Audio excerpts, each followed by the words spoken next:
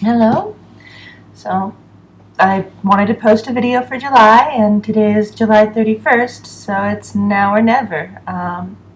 I've been having an adventure. It's been good, it's been bad, it's been ugly, it's been unexpected, it's been overwhelming. Everything an adventure should be. I'm going to start by updating you on some of the things that I'd started on when I posted in June. So here it goes. This is the gardenia plant that I impulse bought when I was at the hardware store for some other things. Gardenias remind me of summers in Northern California. They do not do well during summers in the Mojave Desert. I'm still watering it because I am painfully optimistic, but it's pretty well dead. Sometimes watering dead things pays off. This rose bush looked as dead as anything I've ever seen when I first moved into this place. But I added water anyway, and new leaves came in green, and I got a mid-July rose bloom right outside my bedroom window. This is my Lazarus rose. There's totally a poem in that. The worm tube is working well in that I put in kitchen scraps and I wait, and eventually the full tube becomes the half full tube, and I can add kitchen scraps again. I've only occasionally seen the worms in the tube. Mostly I see little ants, occasionally earwigs and desert roaches. But either way, the kitchen scraps are going down. The only real problem I have is that I either need about a dozen more worm tubes this size or a larger scale composting system. I really like to cook. I like to cook from scratch. I like to use fresh ingredients. This means that I have a lot more kitchen compost than one little worm tube can handle. The dish rack is working well. Again, I like to cook, I like to use fresh ingredients, so the basil is having trouble keeping up with me. I still end up buying some at the grocery store, but it's plugging right along. And the aloe vera has been wonderful. I discovered, having had friends over after a day of building at work, that aloe vera is a great thing to have on hand to offer to your sunburned guests. So I've got nothing but good things to say about my dish rack system. This is my pantry. Having a full-size pantry was one of my favorite features when I first considered renting this house. This pantry, however, has also been the source of some of what makes living here an adventure. I'm going to tell you guys a story. The second night we were living here, I saw a mouse skitter across our dining room. We didn't have any furniture, so it was pretty easy to see the mouse. It wasn't easy to see how it was getting in, how it was getting out, how it was traveling from place to place. It turns out that mice can get in and out of really small spaces when they want to. Now, this mouse was coming down our chimney at night, so my daughter dubbed it Santa, and I took some comfort in that it seemed to be the same mouse that I saw every night. One little brown mouse, definitely a boy, because mice have nards that you can see from across the room.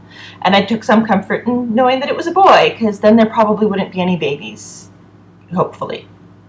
I never saw any female mice, just Santa. And the destruction that Santa left behind. You know your budget is tight when you want to cry because the mouse ate your top ramen. The first step was making the pantry less of a buffet. So I changed the containers on a lot of things, found that even cardboard boxes that seem sturdy are not mouse-proof. Glass and metal seem to be the only things that are really a solid preventative, though if it's something not particularly appealing, plastic has some staying power, but they will chew through plastic for something they really want. I put cotton balls soaked in peppermint oil in the pantry. I moved a lot of shelf-stable food into my refrigerator. I'm storing cereal on bookshelves and fruit in boxes on top of shelves, places that the mouse doesn't seem to have any interest in going yet. I plugged in sonic devices that I can't hear that apparently make a sound that mice dislike, or that are sold as making a sound that mice dislike, but an annoying noise isn't enough to make a well-established mouse want to move out. At one point, there was not Santa, a small mouse, who I've dubbed Spawn of Santa, in my bedroom. going into my closet, there's a little hole in my closet wall that goes between my closet and my daughter's closet. I'd initially assumed it was there for like running coaxial cable or something. I don't know. It's a rental. I don't know what they like to do here. I think the mice may have created that hole. I know the mice used that hole, and I caught the little mouse that was in my room before it could go out through that hole again. I took a dirty knee-high sock that I left next to the hamper, because that's how I do at night. I'll clean my room in the morning, but not necessarily right before bed. So I took the sock and I snuck up on the mouse and I wrapped like a circle of sock around the mouse, and then I sort of collapsed the circle of sock onto the mouse, and then I scooped up the mouse, and then I had a wild mouse in my hands, which was not necessarily where I wanted a wild mouse, because it didn't want to be there either, and it was nosing at my fingers trying to find an escape.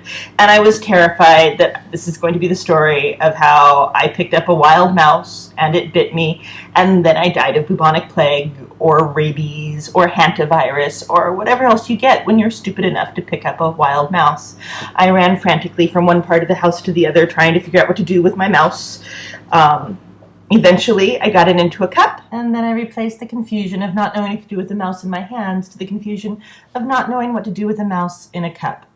I couldn't just keep it. I couldn't set it free too close to the house, and I didn't really feel prepared to go out and take it far into the desert, nor is its survival chance good far into the desert.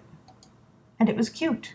So it was first thing in the morning. I was wearing my Wonder Woman nightgown. I was not set to go on a field trip out into the middle of the desert.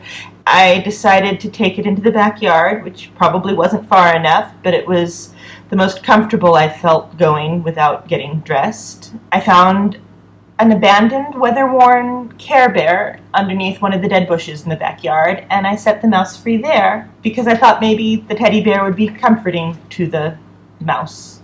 And I don't know whether or not Spawn of Santa has come back into the house. Cats would be the real solution, but I don't want to make a 20-year commitment. I don't want to take on new cats right now. I don't think my landlord wants me to take on new cats right now. But everything else I tried to get rid of the mice was ineffective or terrifying. I don't recommend hand-catching mice to remove them from your home. Not that it ever bit me. I'm fine.